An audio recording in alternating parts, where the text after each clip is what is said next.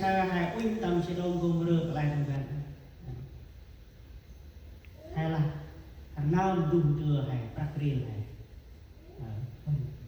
nó ra hai là tiền cái oin tức là oin cha kia còn phụ nữ hai tiền cái no no right tức là cha hắn còn phụ nữ hai muốn tiền cái như chè lắm tiếc hắn thì bạn đừng như chè lắm oin hắn rồi còn phụ nữ hai muốn tiền cái jadi hai saya tiang ber telah hai ku peti berandu hai mungkin tak bersih mungkin tak bersih telah hai ku tang berandu mungkin tak bersih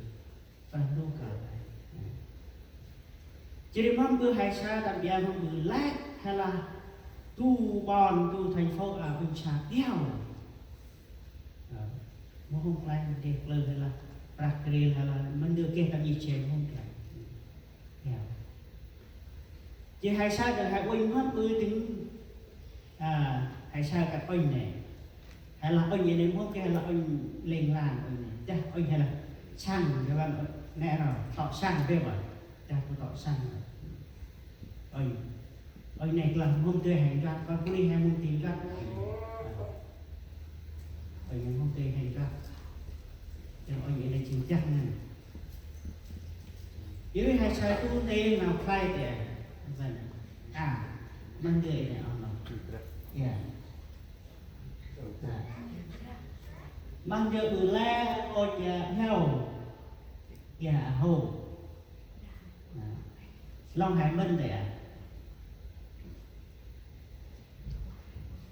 ôi hay là lại tức nào mà ngò hay là ôi cha ngò dia làm việc ra tu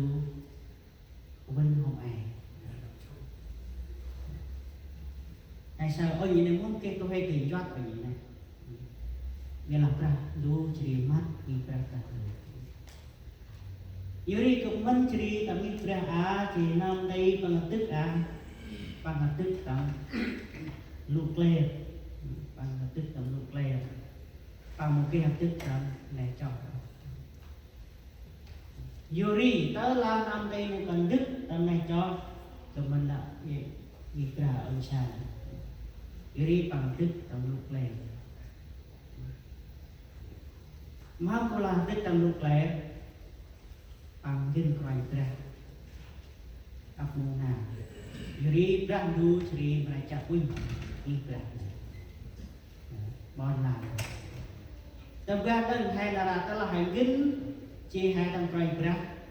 brandu mà mắt thải làm cụ tật việc ra bao nhiêu đứa phải tắt cho mà bự ta là hành dính hai tầng quay ra hai áp nào đi quay này ta là hai bộ dính hai tầng quay ra tăng ra jadi hai saya chúng ta vừa và cần mang đưa ya nó hay kết tu mà kết chia tay một là brand đúng rồi anh quay xem nhiều ôi cha làm mổ cha bên tàu thôi như đi hay sợ thật ra hay chưa bảo ra rồi hay sợ răng đủ mắt răng đủ người là một lãng tương thưa rõ ràng về làm nào răng đủ lãng tương thưa ông cha theo mất đưa bứ chỉ sự bất răng đủ một cái ông cha nên chỉ lần thứ hai là quay sân nó ốp chỉ nó ốp làm thầy dưới hai sao con cô này hai uyên chỉ dùng chất này chính là thực ra là một cái giá trị và là bằng ta này tức lại cái sẽ tức lại bao nhiêu ông trà lại dùng đưa vào ba ông trà lại cái gì vì là dùng chất toàn đủ chỉ quân phải gọi nên chỉ hai sao chỉ là nhìn là phép là anh hãy thích chỉ ràng đu hãy cho ràng đu chỉ mặt mờ hãy anh hãy thích này chỉ ràng đu và anh hãy sai nào này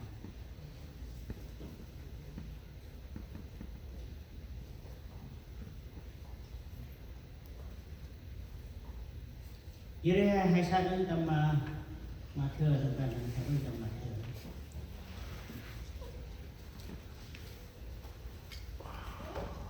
mà thường có bao rong ra sự mà rào là chả còn ai nghe lời ta nhưng không làm theo thì giống như người dạy dỗ xây nhà trên cát dưới hai sa cha năm cú làm khốn chỉ để một cái pháp nó nào cần đủ bằng là tức nghi bán chỉ để mong ứng không này cho nghi tâm tóc hay là này cho nó mong bự này một cái ban đu chợ gì hai tức ta đây mong bự hai tức mà vài sắc chỉ này cho nó mong bự bằng thuốc mở phần hết chỉ một cái này in gà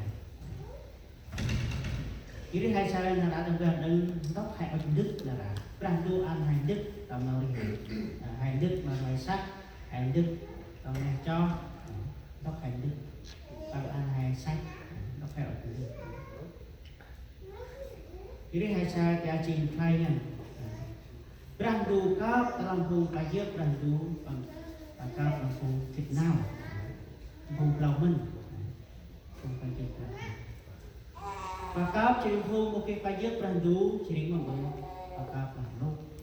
dù là bằng tỷ phút rồi rong quang bao nhiêu cái các cái chạy tay hình gửi để nạp rằng đủ các bằng đủ đủ đi bài viết rằng đủ các chỉ mọi người đi lòng hơn hai loại rằng đủ nhân lao hai ta đi rằng đủ các cái đi lòng hơn nè tu là hai ông bự là hạt lâu bên là hạt lục nè tu là hạt lục riêng con lục vậy là càng tu là hạt lục lòng bên lục lòng càng sạch nè chỉ y hay sai được làm tu chất mà thừa của nó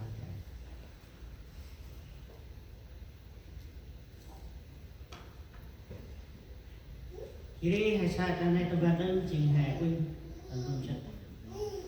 mà thưa mà thưa chương 7 câu 24 vậy ai nghe lời ta và làm theo thì giống như một người khôn ngoan hay sao đang đua ngay một người khôn ngoan xây nhà mình trên đường đá tức chỉ ghi bán nó bự và lúc lên em không hề yên nghĩa lúc lên em nằm đức làm đàn đua nam chi một đàn đu Giêsu chỉ lục lên làm đức trong đàn đu chỉ làm đức trong đàn đu nó bự chỉ đàn đu cao bằng chỉ làm trong mình làm sự khôn ngoan như đi đàn đu cao chỉ lòng mình nuôi chỉ đi đánh trên ngoài sát chỉ đi đánh nền đầu là nạp đàn đu chỉ một bự đàn đu cao bằng lâu jadi hasil lain jadi apa tu ai jadi làm hàng là được ai chỉ lập ra dụ chúng ta chỉ vụ cho thầy hẹp đầu thức hẹp đầu ép mà coi ra trong áp vùng nào jadi hasil dia nào ai hay tăng và there before whoever hear those saying of mine and does them I will liken him to a white man who built his house on the rock. Ta là làm này tăng chỉ giác thành phần rất nhìn này dưới đi hai sao hai trong một lần đua này một trường này là hai tăng chỉ đi hoặc bự chỉ hai một vườn chỉ nào này chỉ trường chỉ đi hai tăng phải hai đưa jadi hai sao cái lá xe ở nồi thì ta là tu hay nằm tạm tác chính là không bự đạo con là bố con ở trong sóc như thế này trên một sóc một bơ không bự nó thì chỉ tất cả hai dắt nó lên đường ngồi hai người bằng cái yếu đi hai sai cái chỉ thay nó lên đường ti chỉ mà cũng cho phải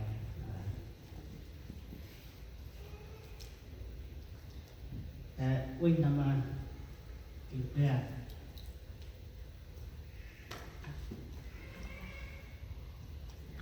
Galah guna sẽ Win ciri Rồi Win tầm nào quay bước nào còn mẹ đó là hai sẽ Win lại nào này không được được cao chỉ thầy còn cái này là còn mẹ một đi bằng chi của mình cần lòng tăng ciri chơi lời dạ là bằng bư đánh năm nào tăng của mình này mà kết nào quay mát tầm càng phải hay sao của mình đánh bư mà bự bằng chi còn mẹ lại nào càng phải mà bự càng bự còn là đây bằng quay mát lại nào càng như đây hay sao thì hay sẽ quên lại đưa hai bư chỉ để hay trôi và đưa lại hành trôi bư một cái nóng chỉ để tăng hành trôi bư thế mới từng hai cái nào chi còn may chỉ mong bư còn ma cái nào cả còn cái nào đàn đùa này đó là lẽ nào cả này đàn đùa này mà bư hai cái nào ma tiếp vào ăn đó là học con thì bữa quan mà mình bữa này em mát cả là mình bữa cái phần này thường đưa từng kia đọc tiền là hắn lô mê này từng kia này đưa từng kia này hắn phải kiếp mà chỉ lò là cho hắn tiền này là cùng hắn tiền mỗi tiền này đó là thằng quen mình lên đưa hè bư chỉ mà bữa toàn đưa này hè mát